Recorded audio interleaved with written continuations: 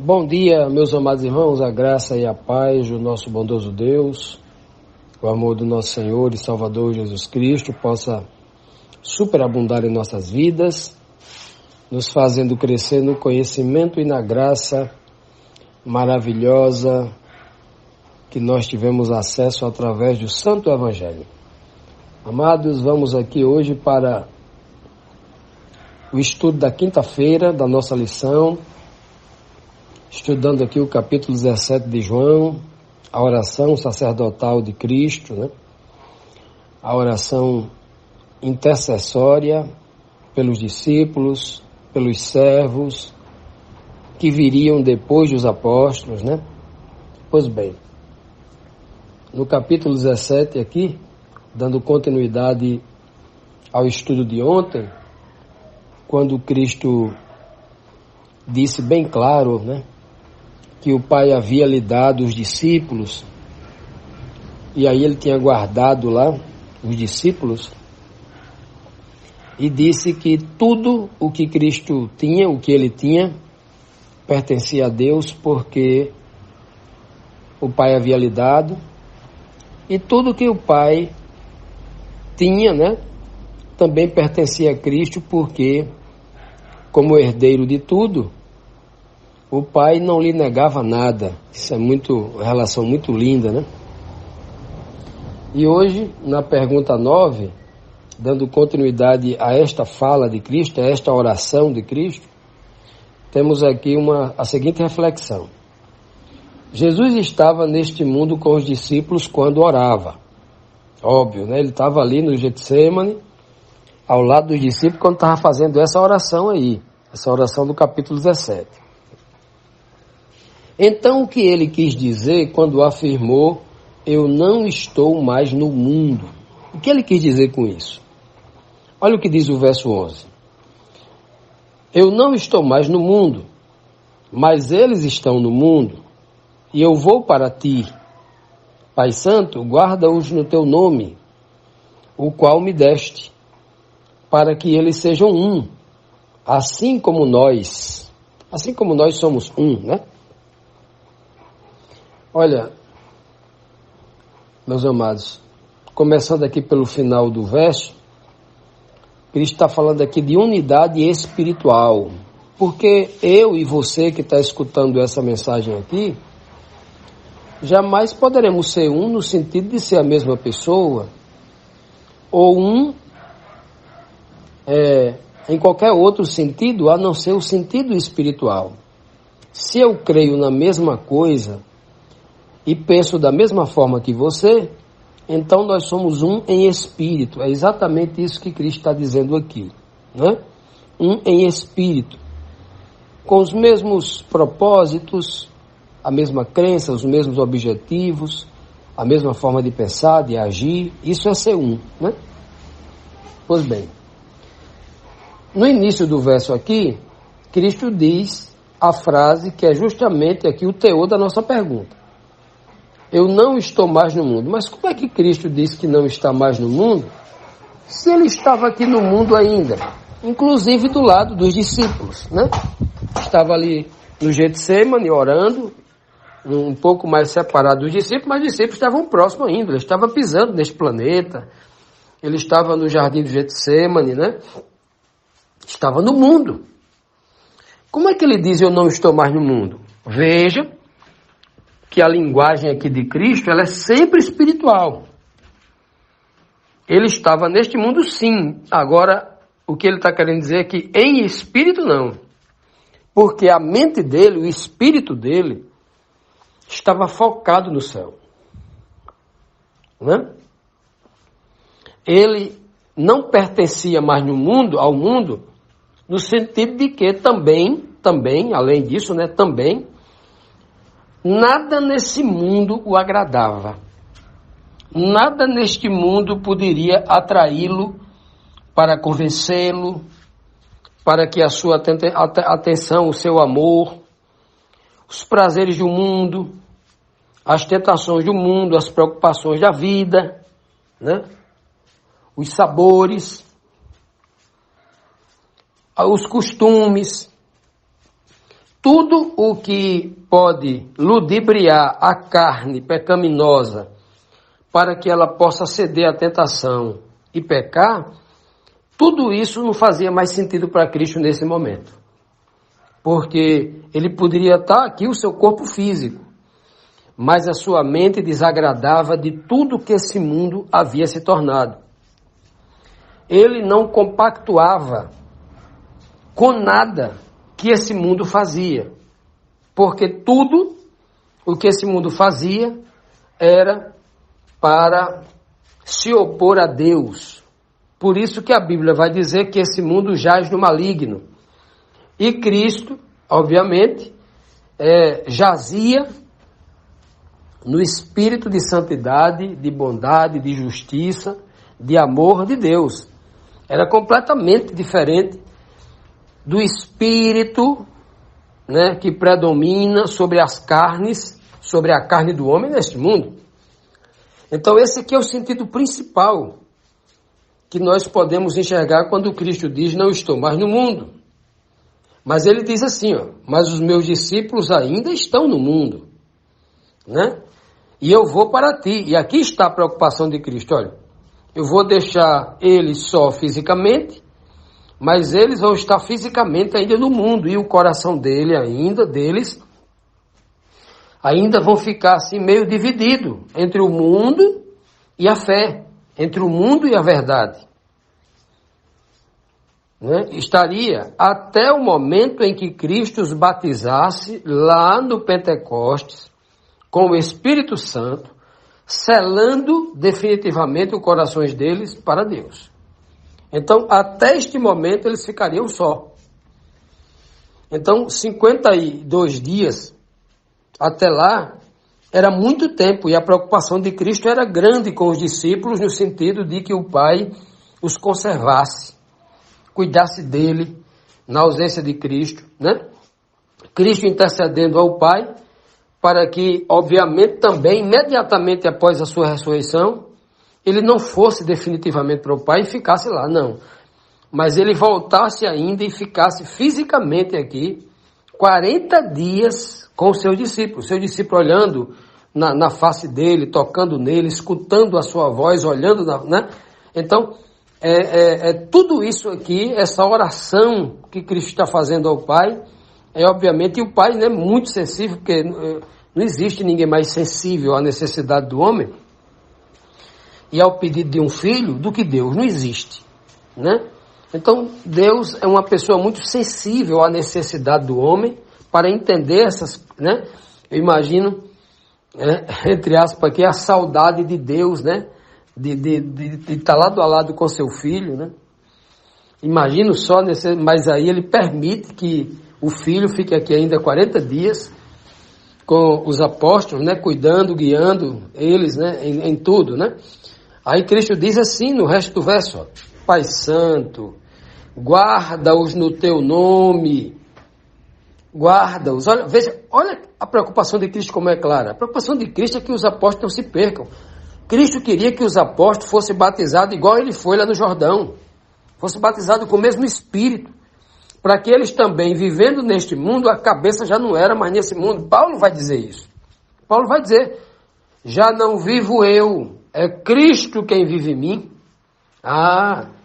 O eu que eu tinha anteriormente estava ligado a este mundo, mas Cristo vivendo em mim, a minha cabeça está nos céus agora, está no reino de Deus, e não mais no reino deste mundo. Cristo diz, olha, guarda, Pai, naquele teu nome, sabe o teu nome, aquele nome que tu me deste, aquela autoridade, aquele poder que tu me deu, guarda eles para mim. Olha que coisa linda Cristo pedindo, né? Olha só, porque para que eles não se percam, eles se unam, sejam, olha aí a unidade espiritual, olha a unidade da igreja como é importante. Cristo deu aqui o grande segredo para que a igreja, sendo um, vivendo 11 discípulos ali, como sendo uma pessoa só. Isso seria muito forte para eles, porque Deus é tão maravilhoso que quando Cristo foi batizado lá no Jordão e saiu para o seu ministério, não foi só. O Senhor proveu para ele discípulos, para que ele não estivesse só. Olha que maravilha. Olha como isso é importante. a vida de solidão na obra de Deus, o isolamento, é um perigo grande para o cristão. Os cristãos que se isolam para viver só, longe da comunidade, é um grande perigo. Nós precisamos entender tudo aquilo que aconteceu com Cristo, aconteceu com a igreja, as suas orientações, para que a gente não perca esse poder de vista. Continuando, meus amados, vamos aqui para a próxima pergunta, né? Nossa pergunta 10, que diz assim: o que o Pai deu a Jesus para que guardasse os discípulos do mal que havia neste mundo? Foi que o Pai deu a ele. O verso está no versículo 12, João 17:12 diz assim: enquanto eu estava com eles, olha, Cristo não está no céu falando com o Pai, não. Ele estava aqui do lado dos discípulos. Eu estava, veja que a mente dele já está como se ele estivesse já... Olha o nível de comunhão espiritual. Cristo está dizendo, quando eu estava com eles, eu os guardava no teu nome que me deste. Eu os conservei e nenhum deles se perdeu, senão o filho da perdição, para que se cumprisse as Escrituras. Ó, Cristo está dizendo, olha, todo esse tempo que eu passei com eles, é o que está dizendo aqui, né? Nesta frase, ele está dizendo o seguinte: todo este tempo de 3 anos e meio que eu passei com ele, nenhum se perdeu, porque eu promovi unidade no teu espírito. Havia unidade espiritual, Cristo buscando essa unidade espiritual. Ah, mas os discípulos erraram muito, os discípulos tinham sérias dificuldades para aprender as coisas básicas. Tudo isso é verdade. Cristo os repreendeu muitas vezes, que eles tinham dificuldade de entender o óbvio. Isso também é verdade. Cristo chamou, repreendeu eles várias vezes, homens de pouca fé. É verdade. Cristo repreendeu duramente Filipe, Pedro, né? Pedro várias vezes, algumas vezes, né? Ao ponto de dizer assim, para trás, Satanás, porque Satanás estava usando a boca de Pedro para falar uma bobagem, né? Então, tudo isso fez parte do aprendizado. Mas o poder, o nome de Deus que estava em Cristo, esse poder, Cristo aqui na terra, representando o Pai, falando em nome de Deus, usando o poder de Deus, isso é o que ele se refere ao nome, né? Isso manteve eles juntos, manteve eles ali ligados a Cristo, mesmo num processo difícil de aprendizagem por parte deles, mas manteve. E agora Cristo, muito preocupado, né, com o destino, como seria depois da sua ascensão ao céu, né? Ele faz essa oração: olha, enquanto estive com eles, eu guardei eles no teu poder, no teu nome, conforme o Senhor me deu, né? E eu os conservei. E enquanto estava com eles, no teu poder, nenhum deles se perdeu, né? Veja que Cristo aqui está deixando bem claro para todos que o poder não era dele. Era um poder que o Pai lhe havia concedido para que ele pudesse, utilizando este poder, salvar os homens. Primeiramente, mantendo os discípulos unidos e crescendo no conhecimento e na graça.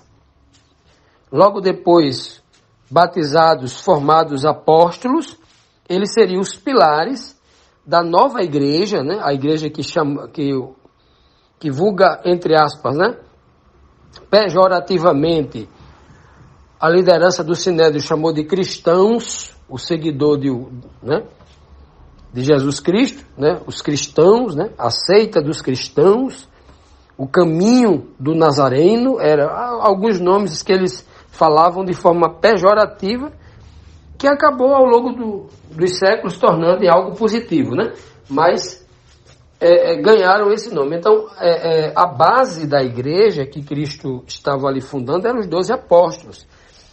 E preocupado com esta base, com essa estrutura inicial da igreja, né? Jesus Cristo faz essa oração aqui, dizendo: eu guardei no teu poder E é necessário que esse teu nome, o teu poder, continue neles.